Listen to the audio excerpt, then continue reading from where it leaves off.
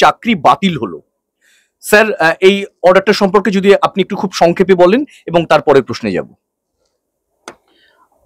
আমরা সকলেই অবগত আছি যে গত বছর কলকাতা হাইকোর্টের single bench justice Abhijit Gangopadhyay এরকম বেশ কিছু রায় দিয়েছিলেন, ঐতিহাসিক রায়। তার মধ্যে এই মামলাটাও ছিল, যেখানে সমস্ত এসএসসি এই রিক্রুটমেন্ট প্রক্রিয়া বাতিল করা হয়েছিল এবং যার ফলে 25,753 জনের চাকরি গিয়েছিল। এই রায়ের বিরুদ্ধে কলকাতা হাইকোর্টের ডিভিশন বেঞ্চে অ্যাপিল হয়, অ্যাজ ইউজুয়াল প্রসিডিউর ফলো করে। ডিভিশন বেঞ্চও এই অর্ডারটা বহাল রাখে, সর্বতভাবে বহাল রাখে। প্লাস যাদের জন্য এই স্ক্যামটা হলো তাদের বিরুদ্ধে ক্রিমিনাল প্রসিডিউর শুরু করার জন্য ডাইরেকশন দেয়। অভিজিৎ গাঙ্গুলি ডাইরেকশনটা দিয়েছিলেন, ক্যালকাটা হাইকোর্ট ডিভিশন বেঞ্চ আরো কিছু শর্ত আরোপ করে ক্রিমিনাল প্রসিডিউরটা আরো জোরদার করার ডাইরেকশন দেয়। এমনকি কনসার্নড মন্ত্রী বা কনসার্ন এমএলএ এমপি যারা আছে, যারা এই ঘটনার সাথে জড়িত বলে মনে হচ্ছে, তাদের সকলের বিরুদ্ধে সিবিআই এনকোয়ারির অর্ডার দেয় ডিভিশন বেঞ্চ। ন্যাচারালি এই অর্ডারটা প্রায় 26,000 লোকের ভাগ্য যেখানে জড়িত। ন্যাচারালি সুপ্রিম কোর্টে অ্যাপিল হয়েছে। অ্যাপিল করার যখন কমিশন রয়েছে, স্কোপ রয়েছে, অ্যাপিলটা হয়েছে। সুপ্রিম কোর্টের পূর্বতন প্রধান বিচারপতি জাস্টিস ডিওয়াই চন্দ্রচূড় এই ম্যাটারটা শুনেছেন অনেকদিন, তারপরে তিনি অবসর গ্রহণ করেন।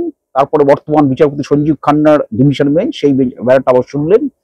অনেকদিন শুনেছেন, ধৈর্য সহকারে সকলের বক্তব্য শুনেছেন এবং বারবার স্কুল সার্ভিস কমিশনকে সময় দিয়েছেন যে তুমি চাউল থেকে কাকড় বেছে দাও, চাউল থেকে কাকড় আলাদা করো, কারা কারা বৈধভাবে চাকরি পেয়েছে আর কারা কারা অবৈধভাবে চাকরি পেয়েছে তার লিস্টের তালিকা দাও। এসএসসি বারবার বলছে হ্যাঁ হ্যাঁ দেবো দেবো দেবো, আমরা আলাদা করতে পেরেছি, আলাদা করতে পারবো, দেবো দেবো দেবো। এসএসসি অ্যাপ্রোচটা এত ক্যাজুয়াল ছিল, একটা তালিকা ধরিয়ে দিল, যেটাও ফাইনাল নয়, আবার খুঁজছি, আরো খুঁজছি, আবার তালিকা ধরলো। চিফ জাস্টিস জিজ্ঞেস করলেন যে এই তালিকার বেসিস কি, কিসে তালিকা তৈরি করছো? কোনো সুস্পষ্ট উত্তর নেই। না, আমাদের কাছে সেরকম ডকুমেন্ট ছিল, এর সাথে কথা বলছি, তার সাথে কথা বলছি, অ্যাপারেন্টলি আমাদের মনে হচ্ছে এরাই অবৈধভাবে চাকরি পেয়েছিল, বাকি সব জেনুইন, বা এরাই জেনুইন ভাবে চাকরি পেয়েছিল, পড়াশোনা করে চাকরি পেয়েছিল, বাকি সব অবৈধ। সম্পূর্ণ অস্পষ্ট একটা অ্যাম্বিগুয়াস সাবমিশন। এসএসসি কি জানে না যে এটা সুপ্রিম কোর্টের প্রধান বিচারপতির ঘরে মামলা চলছে, সেইখানে আমরা ডকুমেন্ট জমা করছি, সেইখানে সাবমিশন দিচ্ছি? এটা কি কোনো স্কুল চিলড্রেনদের ব্যাপার? স্কুলে দিদিমণিদের কাছে দিদিমণি পড়া ধরছে, আমরা পড়া বলছি? এত ক্যাজুয়াল অ্যাপ্রোচ। তারপর চিফ জাস্টিস বাধ্য হলেন, ক্যালকাটা হাইকোর্ট ডিভিশন যে রায়টা দিয়েছিল সেখানে ইন্টারফেয়ার করার কোনো স্কোপই উনি খুঁজে পেলেন না, কোনো হ্যান্ডেলই উনি খুঁজে পেলেন না যে এই অর্ডারটার উপর ইন্টারফেয়ার করবো, এই অর্ডারটাকে সেটিসাইড করবো, বা অন্তত কিছু পোর্শন সেটিসাইড করবো, কিছু পোর্শন বহাল রাখবো। কোনো হ্যান্ডেলই খুঁজে পেলেন না। সোজা কথা, গোটা ডিভিশন বেঞ্চের অর্ডারটাই তিনি বহাল রাখলেন। ভাগ্য ভালো যে উনি কোনো অ্যাডিশনাল টার্মস অ্যান্ড কন্ডিশন যোগ করেন। স্যার, এটা পদ্ধতিগত দিক গেল যেভাবে এই অর্ডারটা হয়েছে, কিন্তু স্যার এই মুহূর্তে যে চাকরি হারা হলেন যে সমস্ত প্রার্থী, তাদের কাছে কি পড়ে থাকলো এই অর্ডারে? আশার আলো দেখানোর মতো কি থাকলো? চাকরি যারা হারালো তারা সুপ্রিম কোর্টে গতানুগতিক ভাবে অ্যাজ ইউজুয়াল পদ্ধতি ফলো করে একটা রিভিউ পিটিশন করতে পারে। সুপ্রিম কোর্টের পারমিশন রয়েছে রিভিউ পিটিশন ফাইল করার। সুপ্রিম কোর্ট কেন, হাইকোর্ট সব কোর্টে একটা রিভিউ পিটিশন ফাইল করা যায়। রিভিউ পিটিশনটা যে বেঞ্চ অর্ডারটা পাস করে সেই বেঞ্চের কাছেই যায় অর্ডারটা পুরো বিবেচনার জন্য। অর্থাৎ এখানে চিফ জাস্টিস সঞ্জীব খান্নার বেঞ্চ অর্ডারটা পাস করেছে, ওনার কাছে রিভিউ পিটিশনটা যাবে। উনি দেখবেন, পড়বেন, শুনবেন, শুনে যদি মনে করেন যে এই রিভিউ পিটিশনটা ওপেন কোর্টে হিয়ারিং করার দরকার আছে, তাহলে ওপেন কোর্টে উনি হিয়ারিং করাবেন, লিস্টে দেবেন, ওপেন কোর্টে হিয়ারিং করবেন। নাহলে পরে যেসব জজ সাহেবরা সঞ্জীব খান্নার সাথে আর যে জজ সাহেব ছিলেন তাদের কাছে পিটিশনটা সার্কুলেট করবেন, দিয়ে দেবেন। তারা চেম্বারে বসে পিটিশন পড়বে, পড়ে তাদের মতামত জানিয়ে দেবেন যে রিভিউ পিটিশনটাকে গ্রহণ করার দরকার আছে কিনা, বা রিভিউ পিটিশনটা শুনানি করার দরকার আছে কিনা। যদি মনে করেন যে না, দরকার নেই, ব্যাস চেম্বারে ওটা ডিসমিস হয়ে গেল, ডিসমিস হয়ে জানিয়ে দেবেন ডিসমিস। স্যার, যারা অযোগ্য প্রার্থী, যাদেরকে আইডেন্টিফাই করা হয়েছিল, সিবিআই করেছিলেন আইডেন্টিফাই, তাদের কি রিভিউ পিটিশন করার স্কোপ থাকলো? আর অযোগ্য প্রার্থী যাদের প্রমাণ পাওয়া গেছে যে যারা টেম্পারিং করে, না, অযোগ্য প্রার্থী অফিসিয়ালি যদি ডিক্লেয়ার্ড হয়ে থাকে যে এরা অযোগ্য, তারা রিভিউ পিটিশন কোন মুখে করবে, কি গ্রাউন্ডে করবে? রিভিউ পিটিশন করতে হলে একটা স্পেসিফিক গ্রাউন্ড থাকা দরকার, সলিড গ্রাউন্ড থাকা দরকার। ওদের গ্রাউন্ডটা কি হবে যদি অযোগ্যই হবেন? রিভিউ পিটিশন তো যে কেউ করতে পারে, সেই পিটিশনটা গ্রহণ করা হবে কিনা, অ্যাকসেপ্ট করা হবে কিনা, সেটাই তো আসল প্রশ্ন। অযোগ্য প্রার্থীরা যে রিভিউ পিটিশন করছে, রিভিউ পিটিশন করার গ্রাউন্ডটা কি হবে? হ্যাঁ, আচ্ছা, আর একটা বলছি, রিভিউ পিটিশনটা ডিসমিস হয়ে গেল, তারপরে লাস্ট আর একটা সুযোগ আছে সুপ্রিম কোর্টে। সেটা কি? সুপ্রিম কোর্টের পরিভাষায় তার নাম হচ্ছে কিউরেটিভ পিটিশন। কিউরেটিভ পিটিশনটা কি? রিভিউ পিটিশনটা যে বেঞ্চ শুনেছে সেই বেঞ্চে জজ সাহেবরা থাকবেনই, প্লাস অ্যাডিশনাল 2জন বা 3জন সিনিয়র মোস্ট জাজ থাকবে। টোটাল 5জন জাজের বেঞ্চে এই রিভিউ কিউরেটিভ পিটিশনটা শুনানি হবে। হ্যাঁ, এবং কনসার্ন বেঞ্চ ছাড়া আরো ডিভিশন বেঞ্চ, যদি 2জনের বেঞ্চ হয় তার আরো 3জন জাজ থাকবে, বেঞ্চে 3জন হয় আরো 2জন জাজ থাকবে। এখানে চিফ জাস্টিস নিজেই যেহেতু সিনিয়র মোস্ট জাজ, ওনার ঘরে তো যাবেই, প্লাস আরো 2জন বা 3জন সিনিয়র মোস্ট জাজ থাকবেন, তারা কিউরেটিভ পিটিশনটা শুনবেন। শোনার পরে তারা যদি মনে করে যে জাজমেন্টে কিছু ভুল আছে, জাজমেন্টটাকে কিছুটা রেকটিফাই করা দরকার, তাহলে সেটা তারা করবেন। প্রয়োজনে যদি তারা যদি মনে করে যে সব কাউন্সিলদের বক্তব্য আরেকবার শোনা দরকার, তাহলে ওপেন কোর্টে হিয়ারিং এর জন্য দেবেন। কিন্তু তাদের যদি মনে হয় যে না, কিউরেটিভ পিটিশনে কিচ্ছুই নেই, আমরা যে অর্ডারটা দিয়েছিলাম that is perfect and final, review পিটিশনটা ডিসমিসড হয়েছে, কিউরেটিভ পিটিশনে কিচ্ছু নেই, কিউরেটিভ পিটিশনটাও ডিসমিসড, ব্যাস শেষ, খেলা শেষ। তারপর লাস্ট আর একটা বিচার রয়েছে, সেটা হচ্ছে আর্টিকেল 72 অনুসারে রাষ্ট্রপতির কাছে যাওয়া। তো রাষ্ট্রপতি এইসব ব্যাপারে কখনো ইন্টারফেয়ার করেন না। রাষ্ট্রপতি একমাত্র মৃত্যুদণ্ডটাকে যাবজ্জীবন করা যায় কিনা বা কিছু ক্যাপিটাল পানিশমেন্ট যদি হয়, তবেই কিছু কিছু ক্ষেত্রে দেখা গেছে রাষ্ট্রপতি ইন্টারফেয়ার করেছেন। নইলে সুপ্রিম কোর্টের কোন রায় রাষ্ট্রপতি ইন্টারফেয়ার করেন না। আর্টিকেল 72 তে একটা পারমিশন দেওয়া আছে ঠিকই, কিন্তু রাষ্ট্রপতি আজ পর্যন্ত ইন্টারফেয়ার করেননি, অ্যাপার্ট ফ্রম মৃত্যুদণ্ড ছাড়া।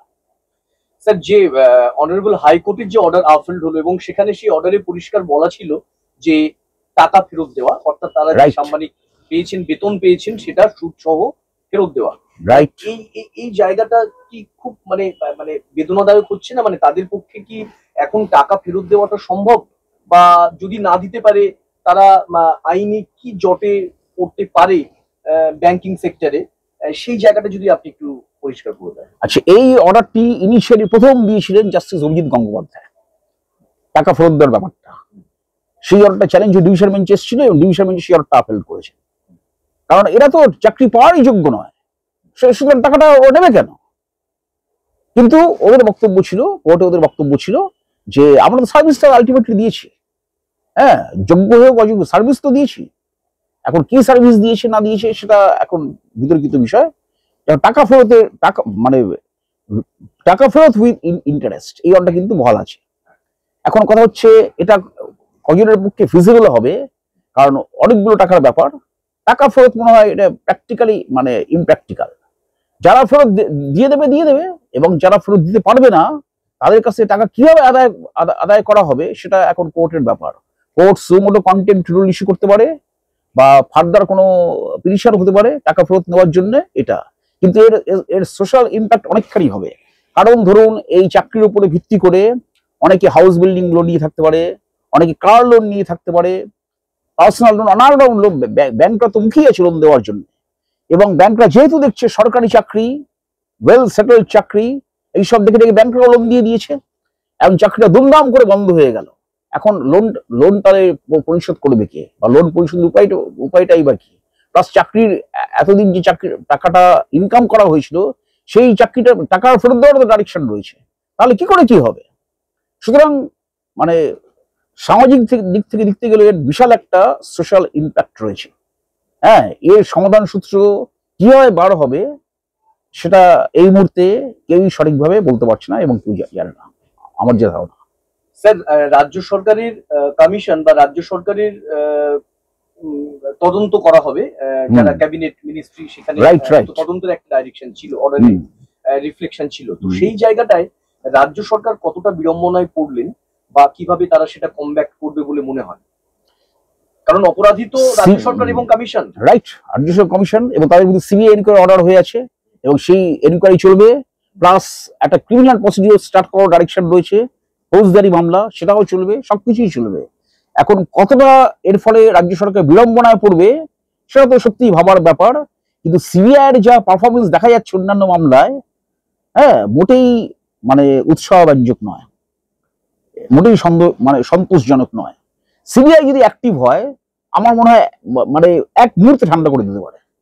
এই করাপশনকে খুঁজে বার করা সিবিআইয়ের মতো সংস্থার মধ্যে কোনো ব্যাপারই নয়, যদি সিবিআই যদি মনে করে।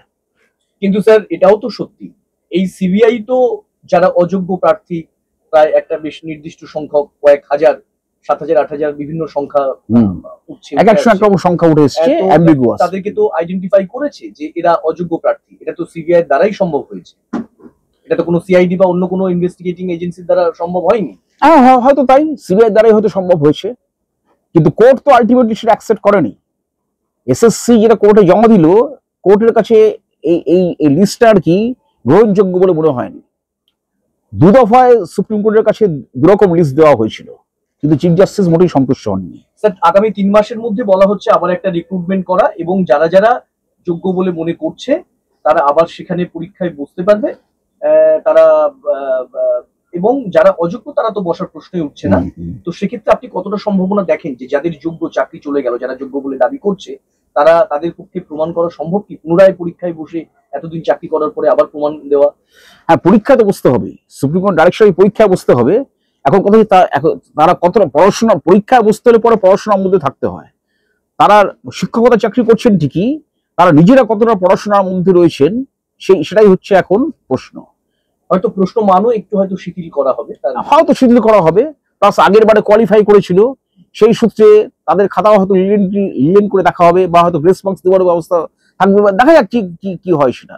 হ্যাঁ, তাদের ক্যান্ডিডেট নিশ্চয়ই কনসিডার করা, যারা এতদিন সার্ভিস দিয়ে এলো তাদের যদি সবকিছু ঠিকঠাক থাকে নিশ্চয়ই সেটা আর কি এসএসসি কনসিডার করবে, দেখা যাক। কিন্তু কথা হচ্ছে কোনোটাই নিশ্চয়তার ভাবে কিছু বলা যাচ্ছে না, পুরো ব্যাপারটি অনিশ্চিত অবস্থায় ঝুলছে। শোনা যাচ্ছে যে রিভিউ পিটিশন করার জন্য রেডি হচ্ছে, খুব তাড়াতাড়ি রিভিউ করা আরো এক সেট লিটিগেশন, আরো এক সেট খরচের ব্যাপার, এবং আরো 5 মাস 6 মাস সময় হেলায় চলে যাবে। কিন্তু চাকরি হারাই থাকবেন, মানে চাকরি হারাই থাকবেন, স্কুল যেতে পারবেন ন্যাচারালি। নতুন রিক্রুটমেন্ট না হওয়া পর্যন্ত কাল থেকে স্কুল যে রিভিউ পিটিশন করা মানে তো এটা স্টে হয়ে থাকবে, স্টে হয়ে গেল না। স্যার আপনি একজন সিনিয়র অ্যাডভোকেট হিসেবে সুপ্রিম কোর্ট এবং ক্যালকাটা হাইকোর্টের, আপনি চাকরি হারা যে সমস্ত প্রার্থী, যে সমস্ত ছেলেমেয়েরা আছেন, শিক্ষকরা আছেন, তো তাদের উদ্দেশ্যে আপনার কি বার্তা? চাকরি হারা শিক্ষকদের উদ্দেশ্যে আমি একটাই বার্তা দিতে পারি যে 3 মাসের ভিতরে যখন একটা পরীক্ষা দেওয়ার ডাইরেকশন হয়েছে, সেই পরীক্ষার জন্য তারা সিরিয়াসলি প্রস্তুত হন। হ্যাঁ, সবকিছু দূরে সরিয়ে রেখে তারা আবার পড়াশোনায় নিমজ্জিত হোক, স্টুডেন্টস লাইফের মতো। স্যার লাস্ট প্রশ্ন, এই যে অনারেবল সুপ্রিম কোর্টের অর্ডার, প্রায় 26,000 শিক্ষক এবং অশিক্ষক সব মিলিয়ে তাদের চাকরি বাতিল হলো, তো এটা পশ্চিমবঙ্গের রাজনৈতিক প্রেক্ষাপটে কতটা ইম্প্যাক্ট তৈরি করবে, বা আসন্ন 2026 বিধানসভায় এটার প্রভাব কি পড়লেও পড়তে পারে? তো এইসব প্রভাব পড়লেও পড়তে পারে, কিন্তু কথা হচ্ছে এখানে মানে বর্তমান যে রুলিং ডিসপেন্সেশন, তারা নানা রকম সুবিধা দিয়ে মানুষের ব্রেনটাকে ওয়াশ করে রেখে দিয়েছে। হ্যাঁ, কিরকম সুবিধা আমরা সবাই জানি, ওই কন্যাশ্রী, রাজ্যশ্রী, এটা সেটা নানা রকম আর কি। এখন কথা হচ্ছে দেখাই গেল এই স্ক্যাম্প, এটা তো ডিসকভার হয়েছে, এরকম না জানি আরো কত স্ক্যাম্প রয়েছে। হ্যাঁ, এখন এরপরেও যদি লোকরা সজাগ না হয়, জনগণ যদি সজাগ না হয়, জেগে না ওঠে, তাহলে সেটা খুবই হতাশাব্যঞ্জক। নইলে একটা গভর্নমেন্ট যদি এতদিন পাওয়ারে থাকে, তারা দুর্নীতি করবেই, কারণ তাদের সামনে ফাঁকা মাঠ, তাদের বাধা দেওয়ার কেউ নেই, দুর্নীতি হবেই, এটাই নিয়ম। এবং যত এটা ক্রমশ বেড়েই চলবে। এখন এই ব্যাপারটা আর কি জনগণ কতটা ডিপলি, কতটা গভীরভাবে চিন্তা করে, সেটাই আর কি দেখার, সেটাই বোঝার ব্যাপার রয়েছে। অসংখ্য ধন্যবাদ স্যার। ঠিক আছে, নমস্কার, ভালো থাকবেন সবাই।